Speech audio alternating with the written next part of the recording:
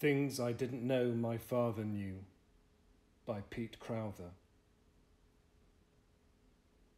If there is an afterlife, let it be a small town, gentle as this spot at just this instant. In Chiva country, Dana Joya. Something was different. Bennett Differing opened his eyes and listened, and tried to pinpoint what was wrong. Then he realised. He couldn't hear his wife's breathing. He shuffled over, pulling the bedclothes with him, and stared at the empty space beside him on the bed. Shelley wasn't there. He looked across at the clock and frowned. It was too early for her to get up. She always stayed in bed until he was out of the shower. Why would she be getting up at this time? Then he remembered. She was meeting her sister, going to the mall for their annual Shop Till You Drop spree. As if on cue, Shelley's voice rang out, "Honey?" "Yeah, I'm up," Bennett shouted to the ceiling. "Well, I'm on my way. Lisa gets in at 8:15. Bennett nodded to the empty room. Around a yawn, he said, "Have fun." "Will do," she shouted. "Take care." He could hear her feet on the polished wooden floor of the hallway downstairs, going first one way and then another. Shelley suddenly remembering things like car keys, house keys, purse. "Will do," she shouted. "It's a lovely morning." Bennett flopped back onto the bed. "Good." The word came out as a mutter wrapped up in another yawn. "What?" "I said, good. I'm thrilled for you." The feet downstairs clumped back into the kitchen. "I'll be home around 8. Lisa's getting her bus at 7. "Okay." The sound of feet stopped, and then he heard them coming quickly up the stairs. "Can't go without giving you a kiss," Shelley said as she ran into the bedroom. Now that the door had been opened, he could hear the radio downstairs. She leaned across him and kissed him on the forehead, making a smacking sound. He knew she had made a lipstick mark, could see the mischievous glint in her eyes as she surveyed her work with a satisfied smile. She ruffled his hair lovingly. "What are you going to be doing today?" Bennett shrugged, yawned, and turned his face away from her. He could taste the staleness of sleep still in his mouth. "Oh, this and that." "Words," Shelley snapped at him, jabbing a finger in his stomach. "Make sure you do your words before you deal with emails." She smiled and rubbed his stomach, another sign of affection. "Will he be okay?" The question came complete with inflection and frown. "Sure," Bennett said. "I'll be fine. I'll get lots done."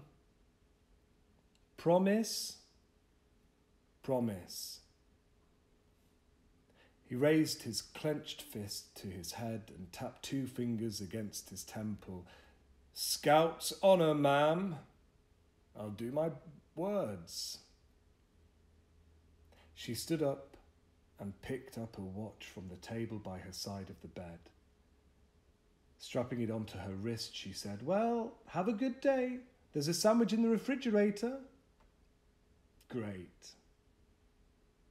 She stopped at the bedroom door and scrunched herself up excitedly. "You know," she said, rubbing her hands together, "you can smell it."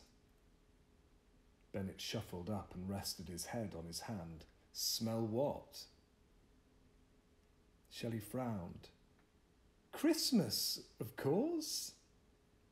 She straightened her sweater where she had rucked it out of her skirt. You can smell it everywhere. The cold and the presents, eggnog, warm biscuits.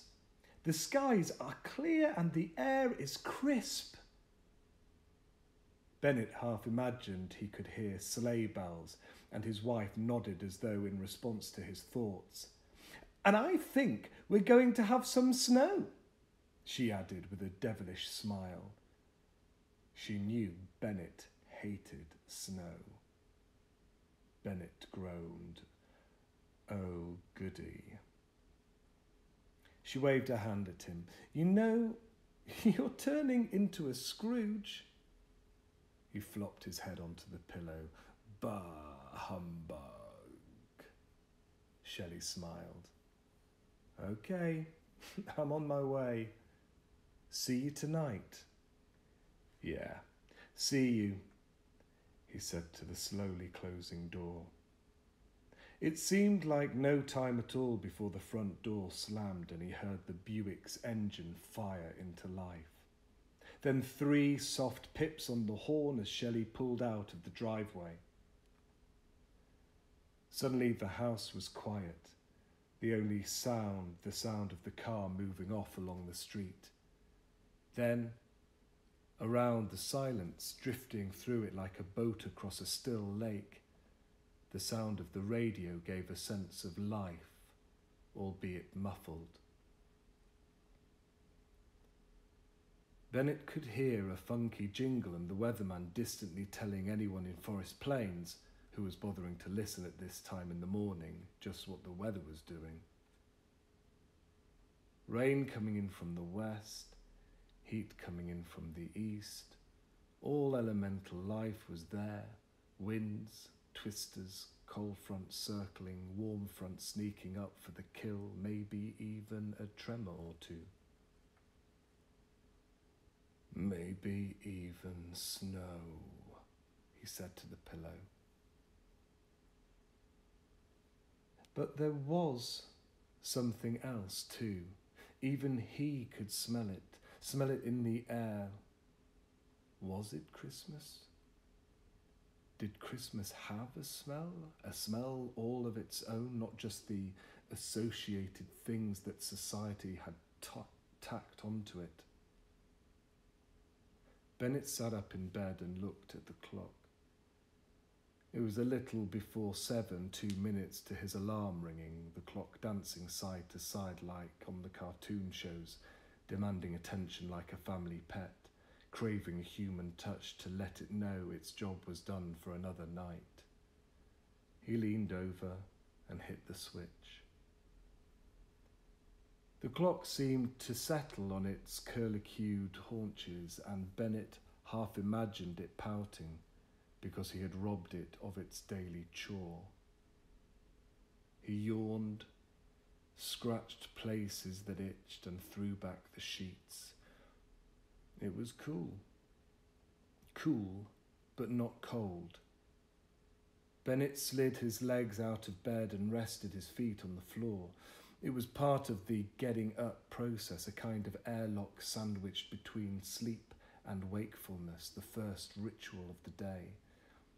He sniffed a bear-sized sniff and drew in everything and anything. Somewhere in that sniff, alongside the fresh coffee and toasted bread smells that Shelley had left behind in the kitchen and which were now threading their way through the house, were the smells of his bedroom and his clothes, the wood grains and varnish of the furniture, the oily odours imbued by the machines that had stitched the mosaic linen of the curtains and stamped the twists and hauls on the bedside lampshades. Old smells, new smells, unknown smells, smells from near and far away, smells of other people, other places, other times.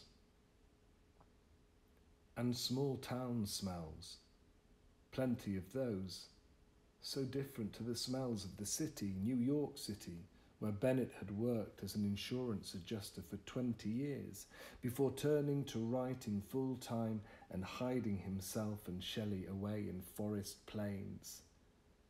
A town as close to all the picket-fenced and town-squared small towns as could possibly exist outside the pages of an old, well-thumbed post, particularly in these dog days of the second millennium.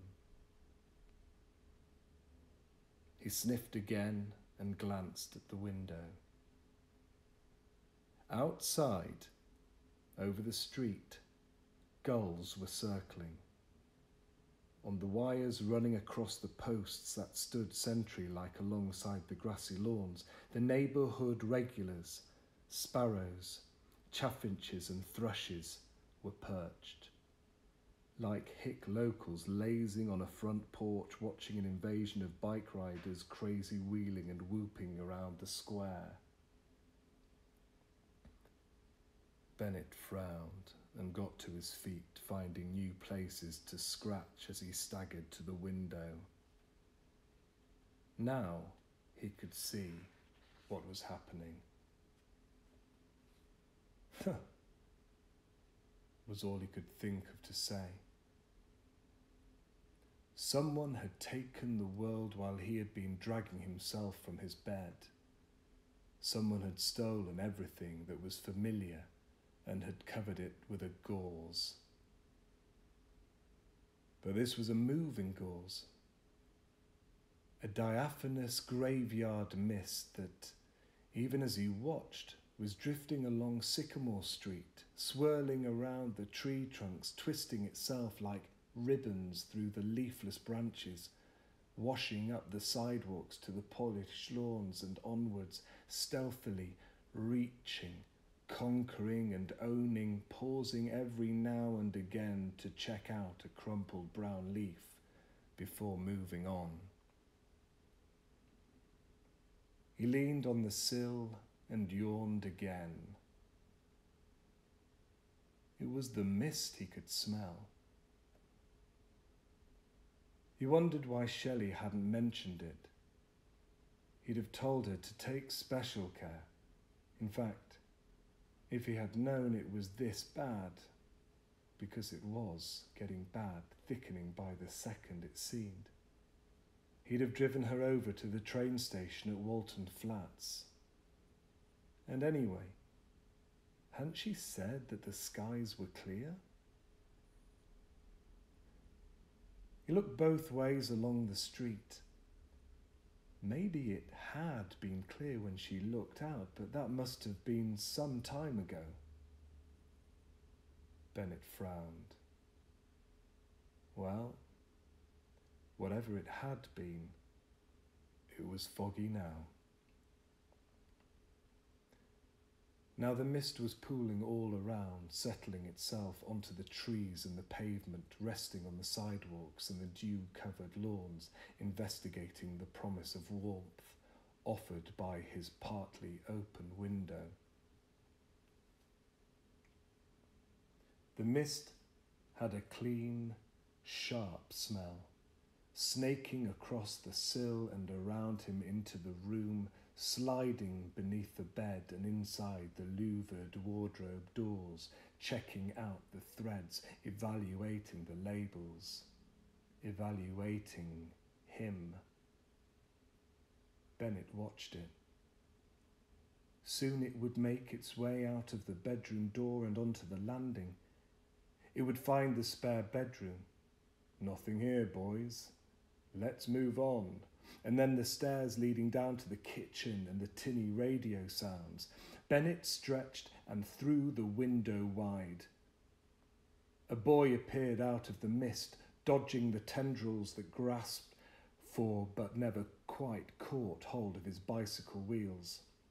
The boy was standing on the pedals, pumping like mad, a cowlick pasted down on his forehead, a brown leather sack crossed across his chest and filled with news and stories, comments, cartoons, and quotes. The boy reached into his sack, pulled out a rolled-up paper and made to throw, his arm pulled back like a Major League pitcher. As the paper left his hand, spinning through the milky air, he caught sight of Bennett and smiled. "Hey, Miss Differing!" the boy yelled, a just Dennis kind of kid, his voice sounding echoey and artificial in the silent, mist-shrouded street. Forest Plains was full of boys just like this one, all tow heads, patched denims and checked shirts. But many of them didn't have names, at least not names that Bennett knew. They were just boys. Boys who whispered, giggling and mysterious behind your back when you bought something, anything, in the drugstore. Boys who viewed any structure as merely something else to climb. Boys who propped up the summertime street corners, drinking in the life and the sounds and the energy. Boys with secret names. Names like Ace and Scuggs. He'd heard two of them talking in the drugstore just day before yesterday, the one of them calling over to the other, "Hey, Scuggs, get a load of that, will ya?" Holding up a comic book, his eyes glaring proudly as though he were responsible for the book and the story and the artwork. And the second boy had dutifully sidled up the aisle to his friend and equally dutifully exclaimed, "Wow!" as he was shown a couple of interior pages. "Wow! Wow!" Bennett had wanted to interrupt, stop the boys in the middle of their comic book explorations and ask, "What kind of a name do you have to wind up with, Scuggs?" But he knew it wouldn't make sense. It would be Charles or James, which would only explain Chuck or Jim, and the surname would probably be Daniels or Henderson, both equally unhelpful, and that would have meant him having to ask, "So why Scuggs?" And then the boys would have looked at each other, shrugged, dumped the comic book back on the rack and run out of the store giggling.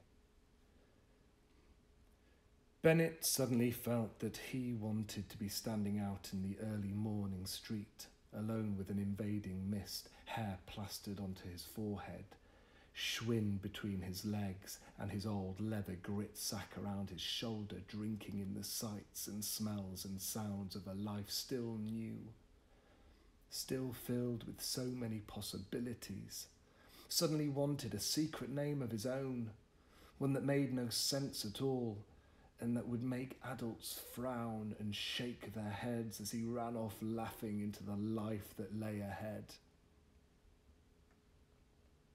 He wondered what the secret name was for the boy in the street, and for a second considered asking him. But then he thought better of it. At least he knew this kid's real name. It was Will Surf. Bennett waved. "Hey, Will! Looks a little misty out there," he shouted as the paper hit the screen door below him, its thud sounding like a pistol crack. "Fog," the boy retorted, his face serious, brow furrowed. Fog. Such an evocative word when spoken by a voice and a mind still alive to things not so easily explained by the meteorological charts on the morning news programmes. The boy stopped the bike and straddled it, one foot on the curb, and waved an arm back in the direction he'd just ridden.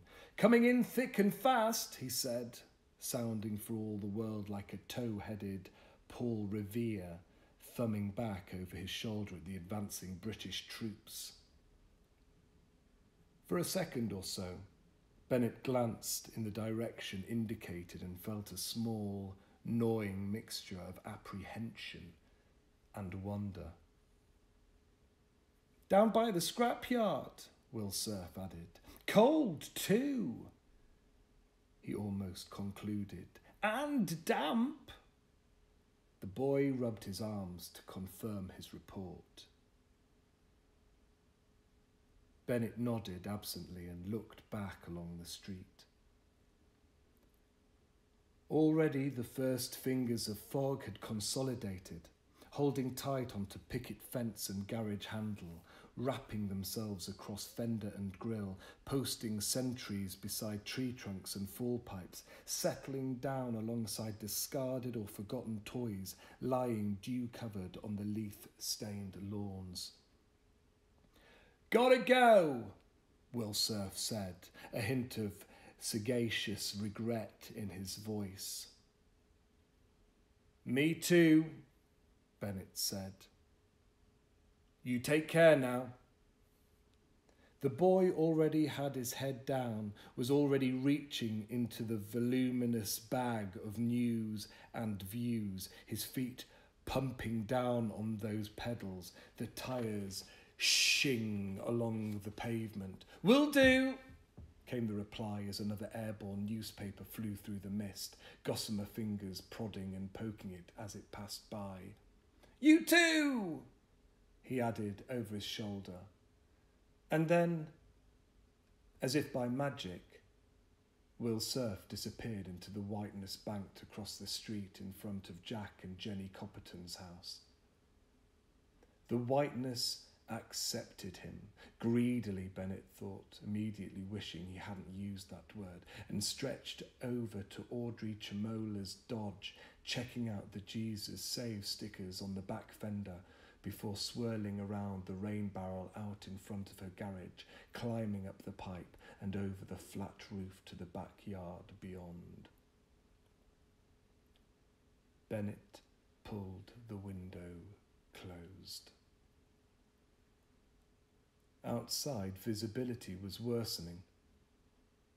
Now the power lines and their silent bird population had gone. Even the posts were indistinct, like they were only possible ideas for posts, hastily sketched suggestions for where they might be placed. The Hells Angels' gulls had gone too. He leaned forward and looked up into the air to see if he could see any shapes negotiating the milky currents, but the sky appeared to be deserted.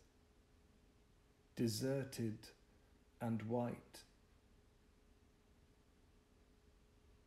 As he watched, a milky swirl of that whiteness rushed at the glass of the window, making him pull back with a start. It was as though the mist had momentarily sensed him watching it, like a shark suddenly becoming aware of the presence of the caged underwater cameraman and his deep, sixth recording lens. Then the cushion of mist moved off, lumbering, up and over the house, out of sight. Bennett craned forward and tried to look up after it, to see what it was doing now. Just for a second, he considered running to the spare bedroom where Shelley always kept a window wide to air the room. But then his bladder reminded him it needed emptying. He turned away from the window and padded out to the bathroom. Taking a pee, Bennett was suddenly pleased that Shelley wasn't downstairs, pleased that she hadn't heard the newspaper hit the screen door, because then she would open it, bring the paper inside into the warmth. And that would mean she would let the fog inside. He humphed and shook his head, flushed the toilet. Downstairs, on the radio, the mamas and papas were complaining that all the leaves were brown. Bennett knew how they felt. Roll on summer. He closed the bathroom door and stepped into the warmth of the shower, feeling it revitalise his skin. Through the steamed-up glass of the shower stall, Bennett could see the whiteness pressing against the bathroom window, like it was watching him. Lathering his hair, He tried to recall whether he had heard the radio anchorman mention the fog. After the shower, Bennett shaved. The man staring back at him looked familiar but older. The intense light above the mirror seemed to accentuate the pores and creases, picked out the wattled fold of skin beneath his chin, a fold that, no matter how hard he tried and how hard he stretched back his head, stoically refused to flatten out. That same light also highlighted the shine of head through what used to be thick hair, the final few stalks now looking like a platoon of soldiers abandoned by their comrades. If he was still able to have a secret name now, it would be Baldy or Tubby or maybe even Turkey Neck. As he shaved, he tried to think of what names he did have as a boy. He was sure he used to have one, and that it had annoyed him for a time, but he could only think of Ben. He pulled on the same things he'd been wearing last night, despite the fact he had 2 closets literally brimming with shirts and sweaters, jogging pants and old denims that were too threadbare to wear outside the confines of the house. Bennett considered the wearing of yesterday's clothing as something of a treat and something naughty, something he could get away with the way he used to get away with it as a kid. There were so few things an adult could get away with. Feeling better, more refreshed, he opened the bathroom door and stepped out onto the landing. As he neared the staircase, he could hear thick, static growling downstairs, and just for a second, he almost shouted out his wife's name as a question, even though he knew she was long gone to the mall. He padded downstairs slower than usual, checking the layout over the rim of the handrail as the next floor came into view. In the kitchen, everything was neat, and Shelley had left out the cutting board, a jar of marmalade and a new loaf out of the freezer. The coffee smelled good. But first things first, he had to attend to the radio.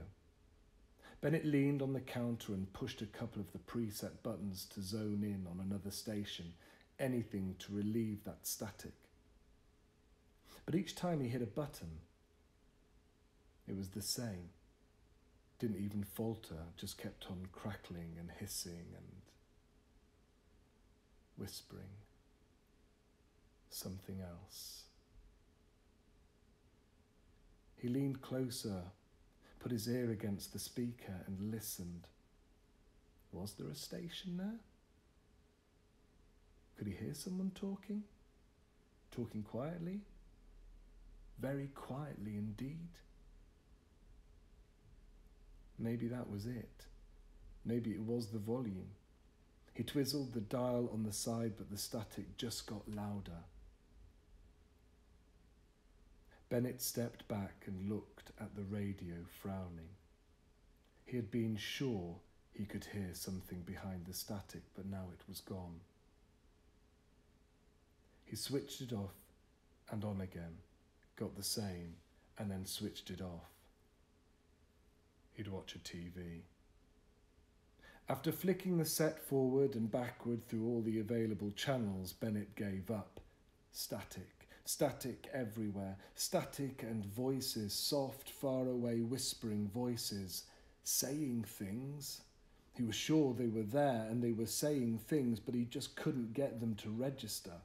He tossed the remote onto the sofa and sat for a few minutes in the silence. Coffee. That was what was needed. That would make things right. He strolled back into the kitchen, poured a cup, and walked across the hall into his office. The cumulative smell of books and words met him as it always did, welcomed him back for another day. He powered up the old Aptiva heard it click once, the single bell tone it always made, and then watched the screen go fuzzy. Huh? What the hell's going on here? He asked the room. The millions of words and sentences tucked up in the double-stacked shelves of books and magazines shuffled amongst themselves, but, clearly unable to come up with a good response, remained silent. Bennett placed his coffee on his mouse mat and shuffled the mouse. Nothing. The computer wouldn't even boot in. He pressed the volume button on the CD-ROM speakers and heard the static invade his office, along with the faraway whispering voices. He flipped the Rolodex until he got the number for the maintenance people and pressed the hands-free key on the fax telephone at the side of his desk. This time, he knew there were voices in that white haze of crackle coming from the fax machine. And the voices sounded like they were chuckling. Forgetting the coffee, he went out into the lounge and picked up the handset of the house line. It was the sound of the sea and the wind, the hiss of the tallest trees bending to the elements, the hum of the earth spinning, all this and nothing more. Nothing more except for the unmistakable sound of someone, something, calling his name, calling it as though in a dream. Now the panic really set in. It had already been lit and its flames fanned without him even seeing the first sparks. But when Bennett walked quickly to the front door, opened it and stepped out onto the stoop, the fire became a conflagration in his stomach. The fog was everywhere, thick and solid, unmoving and ungiving, leaving no single discernible landmark of the street he and Shelley had lived in for more than 20 years.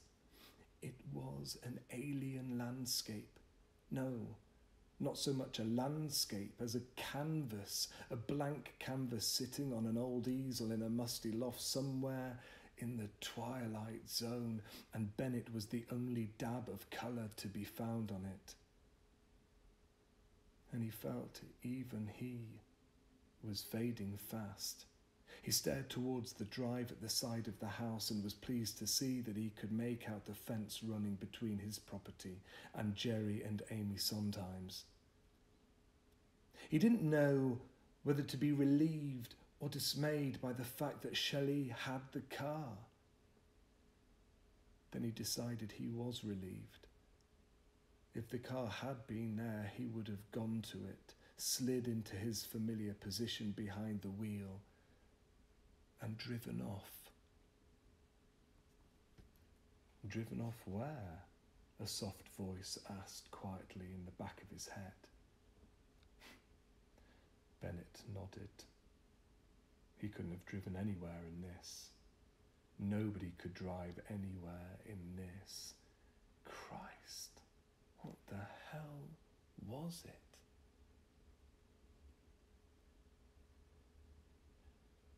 He stared into the whiteness, trying to see if there were just the tiniest hint of movement. There was none. The fog looked like a painted surface, as though the entire planet was sinking into a sea of mist, submerging itself forever, removing all traces of recognizability.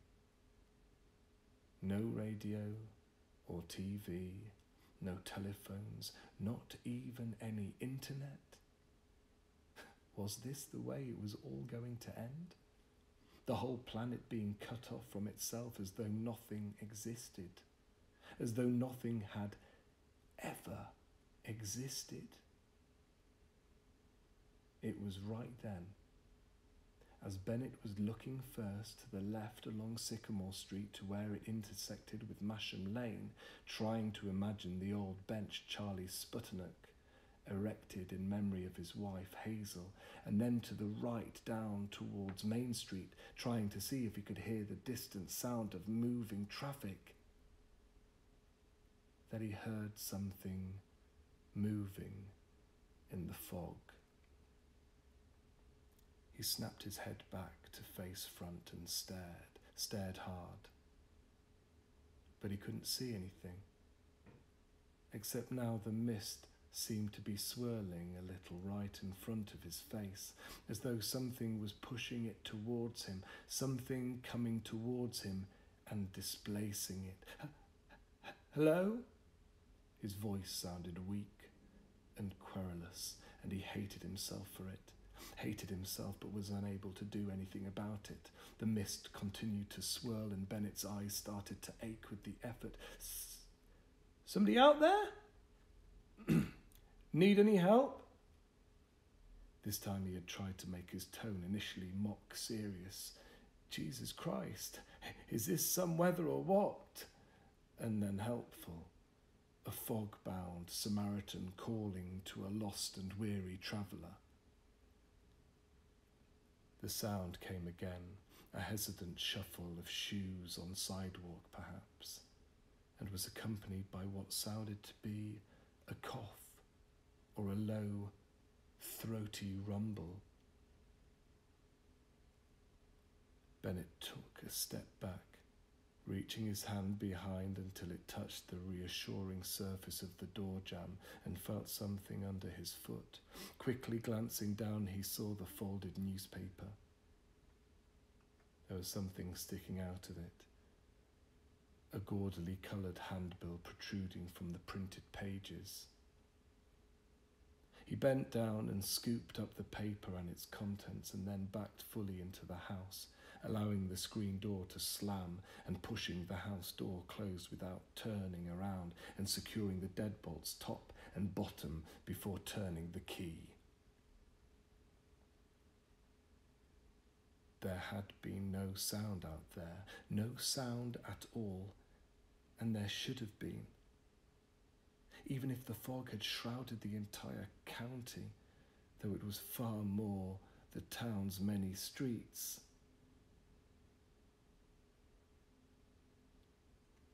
There had been no sound out there, no sound at all, and there should have been, even if the fog had shrouded the entire county, though it was far more likely that it merely entrapped forest plains and possibly only a couple of the town's many streets.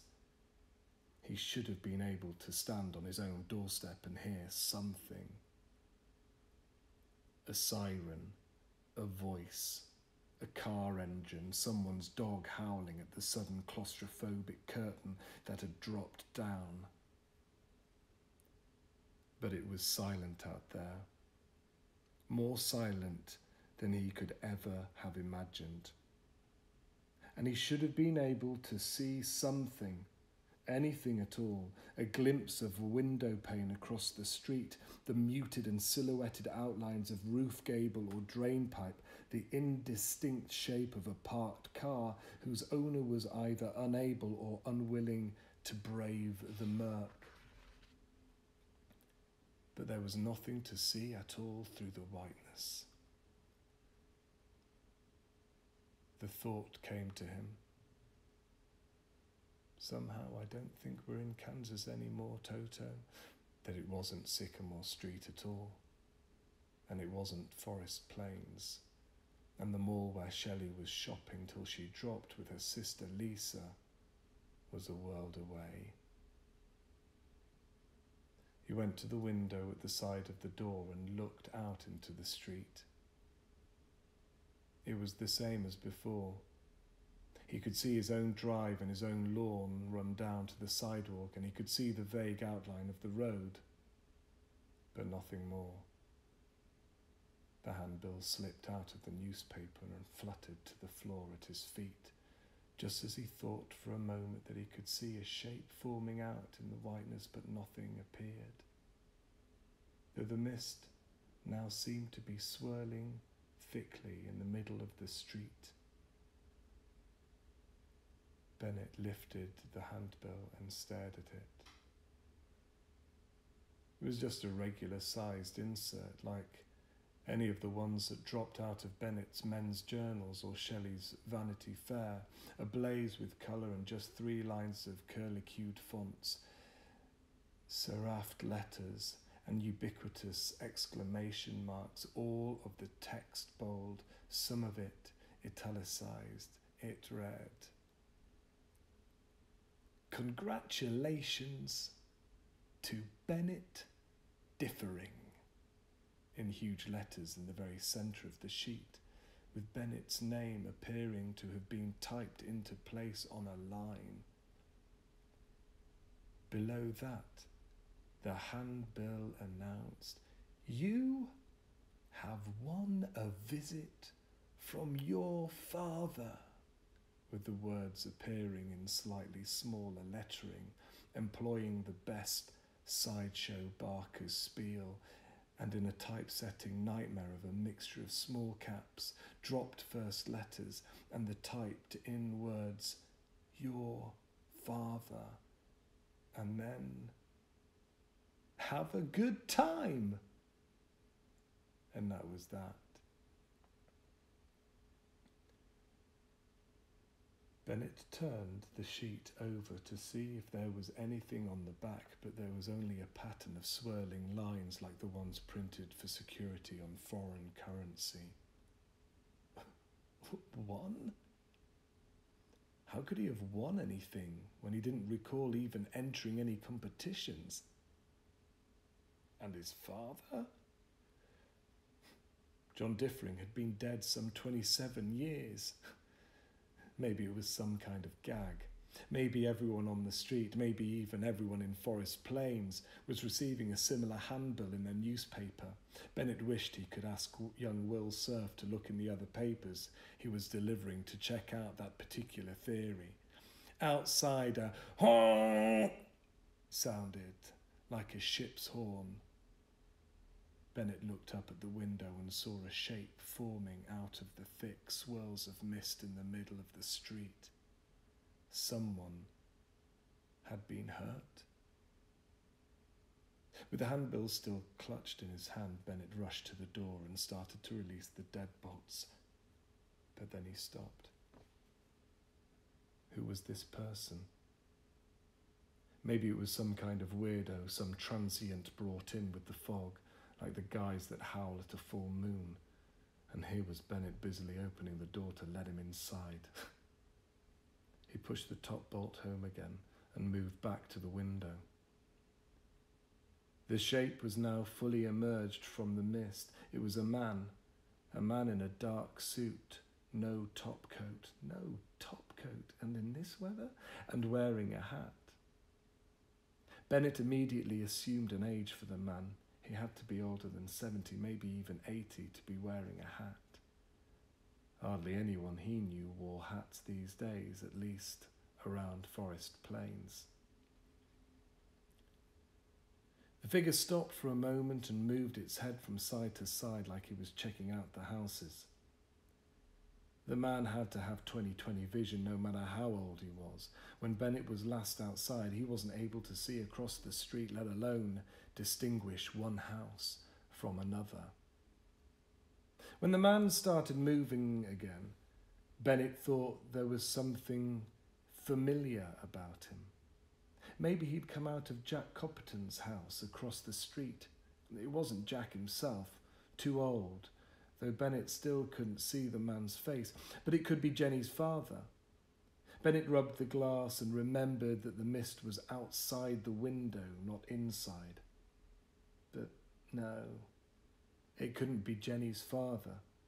He was a short man and fat, whereas the man walking across the street was tall and slim, a soldier's gait, straight-backed and confident, despite the fact that he had just had to stop and check which house he was heading for. Whatever and whoever the man was, Bennett didn't think he posed a problem, and he could be in difficulty, lost at the very least, and it would be good to speak with somebody. He moved back to the door, released the last bolt and pulled it open. The man's shoes on the black surface of the street made a click-clack sound. The mist swirling around his arms and legs looked like an oriental dancer's veils, clinging 1 second and voluminous the next, and brought with it now the unmistakable sound of distant voices muttering and whispering. Then his face appeared, frowning and unsure, one eye narrowed in an effort to make some sense of the house and the man standing before him, the shadow of the hat brim moving up and down on his forehead as he strode forward. He looked wary, this fog-brought stranger from afar, and well he might do. The house, Bennett knew, he had never seen before. And when he had last seen the man standing before him in this alien street, the man had been little more than a boy. The whispering voices echoed the word boy in Bennett's head like circling gulls warning of bad weather out on the coast. He successfully fought off the urge to cut and run back into the house, to throw the deadbolts across. How appropriate that would suddenly seemed. Deadbolts, to bar the stranger's way, to erase the errant foolishness of what he was thinking, of the silly déjà vu sense he had ever seen the man before. But he was just a man, this stranger to Forest Plains, a man lost and alone, maybe with a broken down Olds or Chevy, a couple of blocks parked up somewhere down near the intersection with Main Street, a trusted and faithful vehicular retainer that he cleaned and polished every Sunday, but which now languished with a flooded carburettor or a busted muffler trailing down on the road. The man stopped and looked at Bennett. Just 20 or 30 feet between them, the man out on the sidewalk and Bennett standing in the door of his home. Screen door leaning against him, the fresh and welcoming light spilling out onto the mist which held their shine on its back and shifted it around like St. Elmo's fire. "Hey," Bennett said softly. The man shifted his head to one side, looked to the left and then to the right, then nodded. Bennett crumpled the handbill into a ball and thrust it into his pants pocket. "Quite a morning."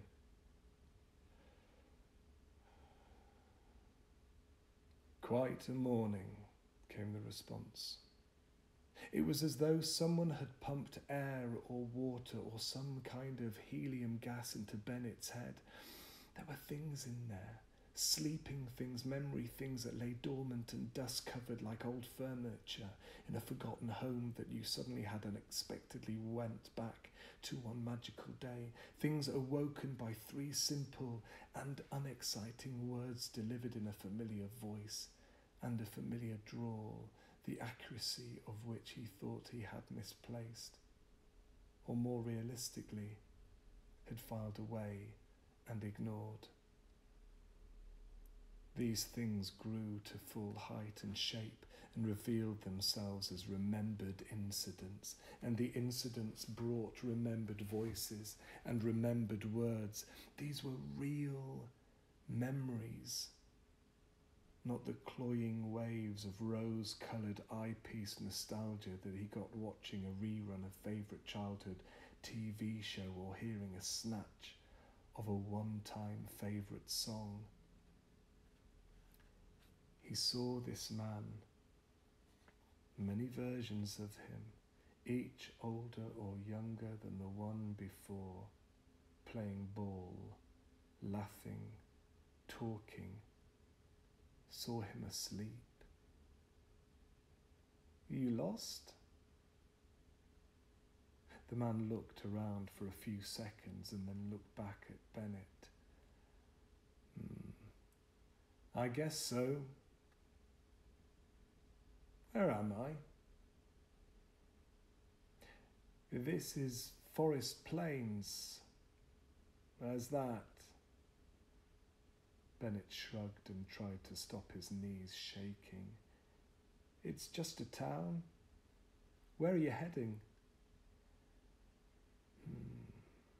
I'm going...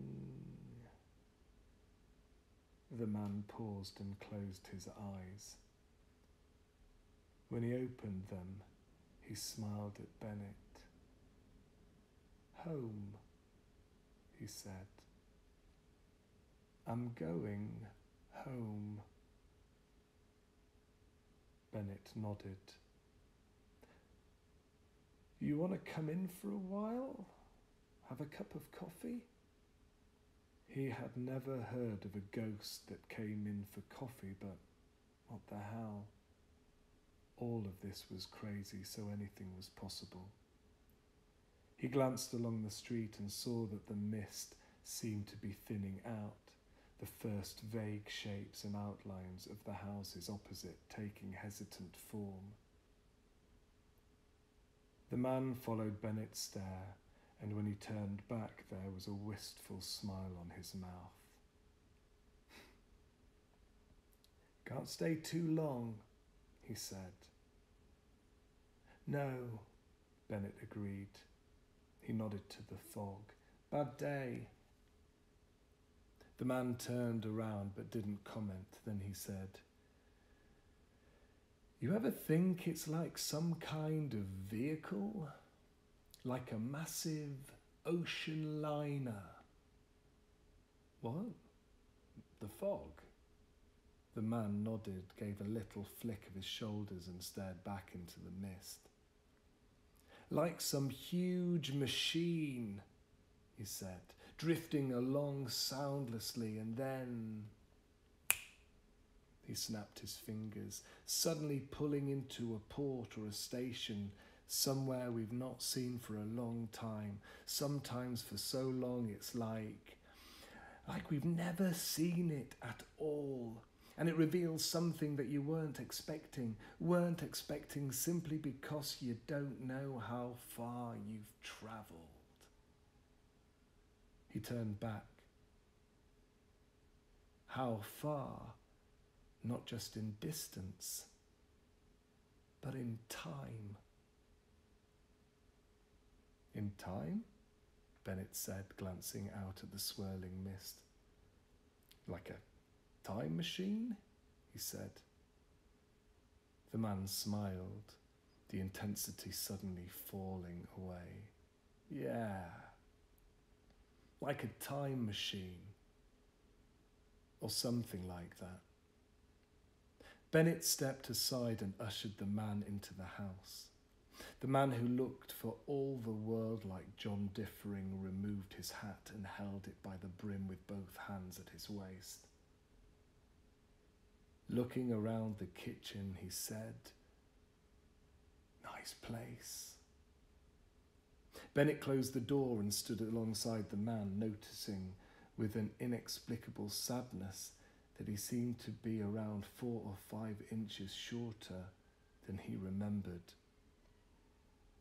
He followed the man's stare and drank in the microwave oven, the polished electric hobs, the chest freezer over by the back door, the small TV set on the breakfast counter. What would these things look like to someone who had not been around since 1972? We like it, Bennett responded simply. So, coffee? The man shrugged as Bennett walked across the kitchen to the sink. Whatever you're making. Coffee's fresh. Shelley, my wife, she made it. It might have gotten a little strong, sitting. I'll just boil some water. Uh-huh. She here? Shelley? No, she's out. Shopping. Christmas shopping. with a sister, does it every year. Placing the kettle on its electric base, Bennett pulled a chair from the table. You want to sit down? The man shook his head. No. I don't think I can stay that long. Don't want to get too settled. Right. The man placed his hat on the table and straightened his shoulders. Mind if I look around? No. Go right ahead. Coffee'll be ready in a couple of minutes. He watched the old man walk off along the hallway and tried to think of all the things he wanted to ask him. Things like, what was it like where he was now? Things like, did he know who he was and that he was dead? Did he even know that Bennett was...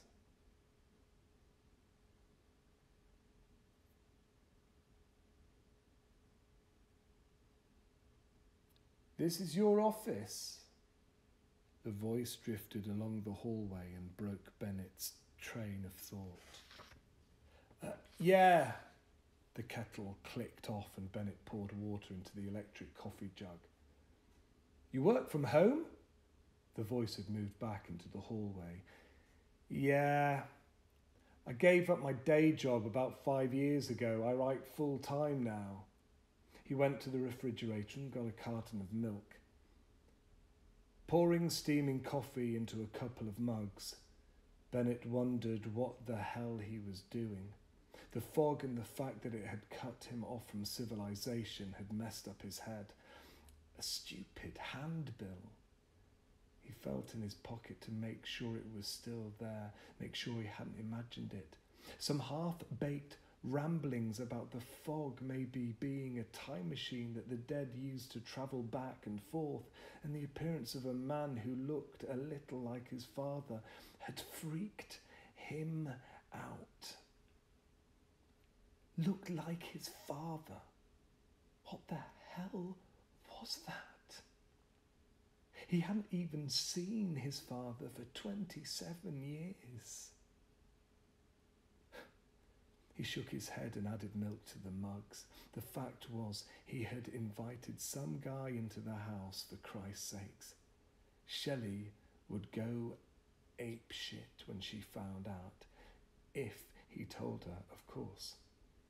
Putting the milk back in the refrigerator, he suddenly thought that maybe Shelley would find out. When she got home and found her husband lying in the kitchen with a knife in his... What kind of stuff do you write? The man asked, standing right behind him in the kitchen. Shit! He spun around and banged into the refrigerator door. Pardon me? You startled me. Sorry. That's okay. I'm sorry for... Didn't mean to do that. Really, it's okay. He closed the refrigerator door and took a deep breath. I guess I must be a little nervous. He waved a hand at the window. The fog. The man walked across to the counter by the sink and nodded to the window. Looks like it's clearing up. He reached a hand out towards the two mugs and said, Either? Nodding, Bennett said, Yeah. Neither of them have sugar, though. There's a bowl over to you. I don't take it. He picked up one of the mugs and, closing his eyes, took a sip. Now, that's good.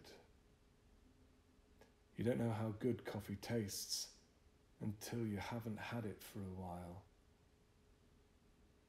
The man continued to sip at his coffee, eyes downcast as though studying the swirling brown liquid. Bennett considered just coming right out with it there and then, confronting this familiar man with the belief that he was Bennett's very own father. But the more he watched him, the more Bennett wondered whether he was just imagining things. Even worse, whether he was in some way trying to bring his father back. After all, whoever heard of a handbill that advertised returning dead relatives? He may just be putting 2 and 2 together and getting 5. On the other hand, maybe it was his father. It could well be that there were forces or powers at large in the universe that made such things possible. Maybe Rod Serling had it right after all. Maybe the dead did use mist as a means of getting around. So many movies had already figured that one out.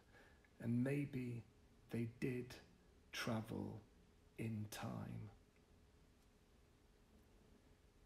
Bennett took a sip of his own coffee and thought of something he had often pondered over.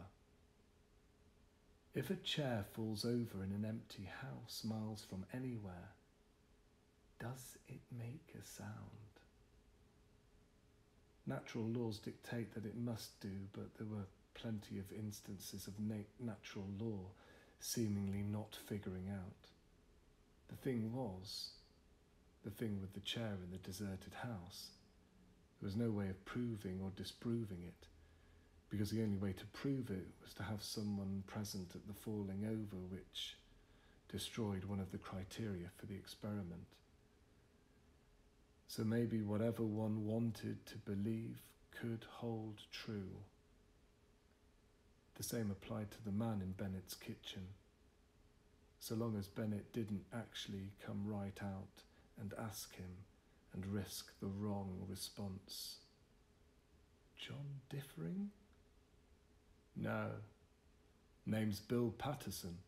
Live over to Dawson's Corner, got a flooded Packard couple blocks down the street and a wife in it. Ellie's her name, bussing to get home soon as this fog's cleared up. It was safe to assume the man was Bennett's father, and the plain fact was there were so many things that supported such a belief. Things like, "My father drank his coffee that way, sipping," Bennett said, pushing the encroaching silence back into the corners of the room where it didn't pose a threat. The man looked up at Bennett and smiled. "Yeah?" Bennett nodded. "Looked a lot like you do, too." That right." Bennett took a deep breath. He died more than 27 years ago. He was 58. He took another sip and said, "How old are you? If you don't mind, but don't mind at all. I'm 58 myself." "Huh," Bennett said, shaking his head. "Quite a coincidence." "Looks like it's a day for them," the man said as he lowered his cup down in the front of his waist. "My boy, my son, he always wanted to be a writer." "Yeah?" "Yeah. I must say I never had much faith in that. Seemed like a waste of time to me." He lifted the cup again. "But a man can be wrong. Could be he made a go of it." His mouth broke into a soft smile. "Could even be he'll get real successful a little way down the track." Bennett wanted to ask if the man ever saw his son these days, but that would have been breaking the rules of the game, just as it would have been courting disaster. The response could be, "Sure, saw Jack just last week and he's doing fine." And Bennett didn't want that response. But the more they talked, the more sure he became. They talked of the man's past and of the friends he used to have. They talked of places he had lived and things he had done. And in amongst all the talk, all the people and all the places and all the things, There were people and places and things that rang large bells in Bennett's mind. So many coincidences, but there were also several people and places and things that didn't mean anything at all. Things Bennett had never known about his father. But he still refrained from asking anything that might place the man in some kind of cosmic glitch, or that might provoke an answer that would break the spell.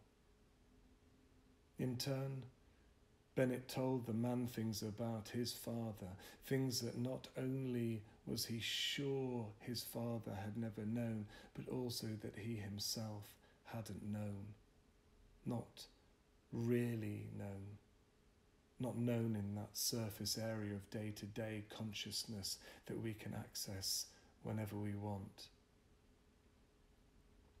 And each time Bennett said something, the man nodded slowly, a soft smile playing on his lips, and he would say, "Is that right?" or "You don't say," or more than once, "You make him sound like quite a man." He was quite a man. For a second, the man looked like he was about to say something, the edge of his tongue peeking between those gently smiling lips. "Thank you," but he seemed to think better of it, and whatever it had been was consigned to silence. Bennett placed his mug on the counter and pulled the handbill from his pocket. "You believe in ghosts?" he asked. "Ghosts?" "Mm-hmm." He moved across to the man and showed him the handbill. "Got this today in the newspaper. Ever hear of anything like that?" The man shook his head. "Can't say that I have, no." "You think such a thing is possible?" The man shrugged. They do say anything's possible. Maybe ghosts see everything in one hit, the then, the now, and the to come. Maybe time doesn't mean anything at all to them. Could be they just hop right on board of their fog time machine and go wherever or whenever they've a mind. Bennett looked again at the handbill, his eyes tracing those curly letters.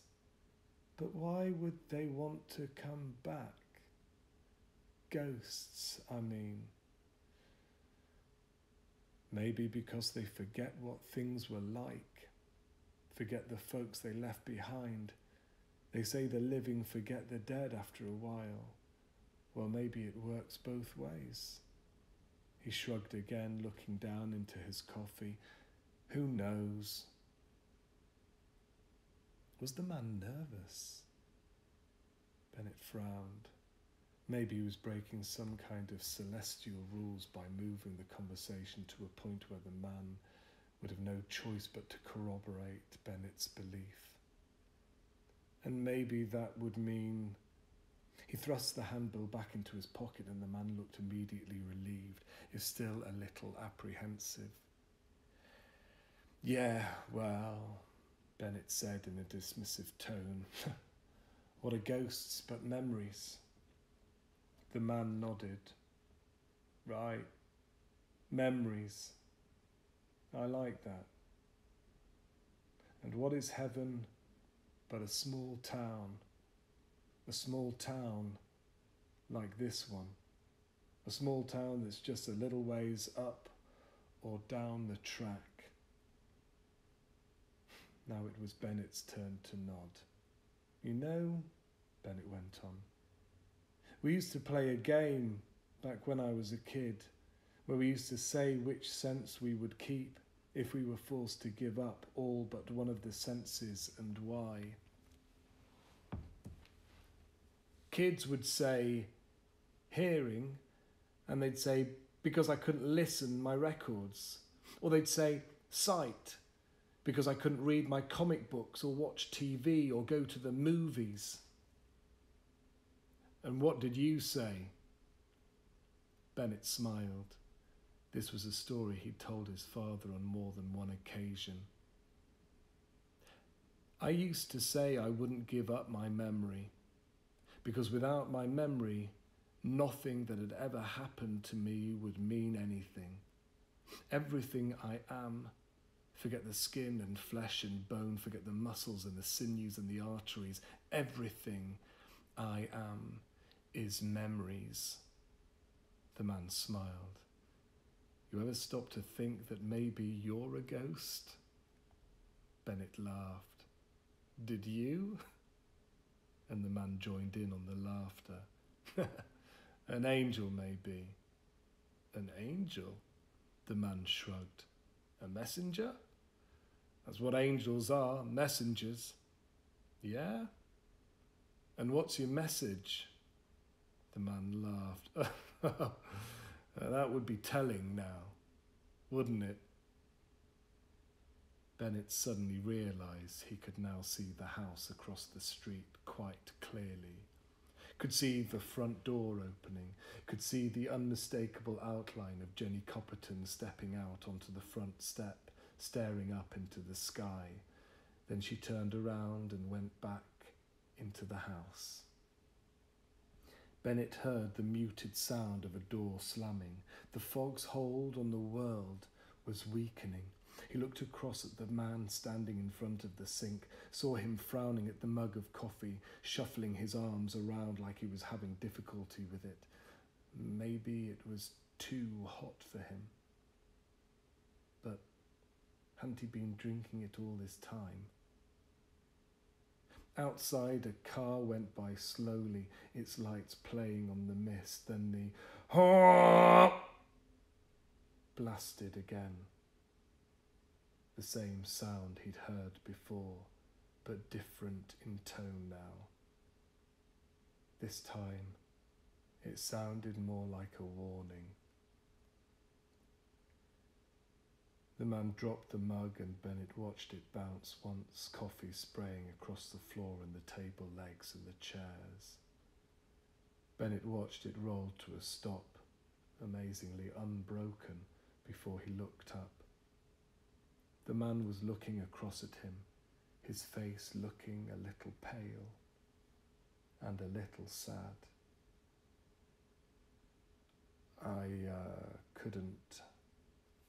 I couldn't keep hold of it, he said. You have to go, Bennett said. He knew it deep in his heart, deep in that place where he knew everything there was to know. Yes, I have to go. I'll see you off. The man held up his hand. No, he snapped, and then, no. I'm sure you've got things to do, things to be getting on with. Memories to build, Bennett added. Right. Memories to build. He moved forward from the counter unsteadily at first, watching his feet move one in front of the other as though he was walking a tightrope. Bennett made to give him a hand, but the man pulled away. Can't do that, he said. They stood looking at each other for what seemed like a long time, Bennett desperately wanting to take that one step forward, that one step that would carry him 27 years and wrap his arms around his father, bury his face in his father's neck and smell his old familiar smells, smells whose aroma he couldn't recall. How desperately he wanted to give new life to old memories, but he knew he could not. As he reached the door, the man stopped for a second and turned around. You know, my son, when he was a kid, he had a nickname. Bennett smiled. Yeah? What was it? Bubba. Bubba? Oh my God. Bubba. It was Bubba because He had a stutter. Nothing too bad, but it was there. And his name began with a B. Bennett could feel his eyes misting up. Kids can be cruel, can't they? It was all he could do to nod. The door closed, the screen door slammed a ricochet rat-a-tat, and Bennett was alone again, more alone than he had ever felt in his life. "Take care," he said to the empty kitchen. "And you," a voice said somewhere inside his head. He waited a full minute before he went to the door and opened it, stepped out into the fresh December air and walked to the street. "And what was the message, old-timer?" he said. The fog had gone, and the watery winter sun was struggling through the overhead early morning haze. Cars were moving up and down, people were walking on the sidewalks, but there was no sign of the man. "Hey, Bennett!" Bennett gave a wave to Jack Copperton as he pulled the handbill from his pants pocket. It was now a flyer for the science fiction book club. Maybe that was what it had always been. As he folded it carefully, thinking back to that final sight of his visitor pulling open the door, he suddenly turned and ran back to the house. On the table, right where the man had placed it, was a hat. The message. Bennett walked carefully across the kitchen, heart beating so hard he thought it was going to burst through his chest and his shirt, and reached for it, closing his eyes, expecting to connect with just more empty air. But his fingers touched material, and he lifted it, not daring to open his eyes. He was breaking rules here, of that he was sure, but maybe, just maybe, if only one or maybe two senses were working, he could pull it off. He lifted the hat up and buried his face inside the brim. "What are ghosts but memories?" he heard himself saying from just a few minutes earlier, and there they were. Memories. The only question was, were they from the past or the future? Almost as soon as he had breathed in, the fragrance dissipated until there was only the smell of soap and the feel of Bennett's empty hands cradling his face. But deep inside his head, the memories were still there, smelling fresh as blue bonnets in spring air.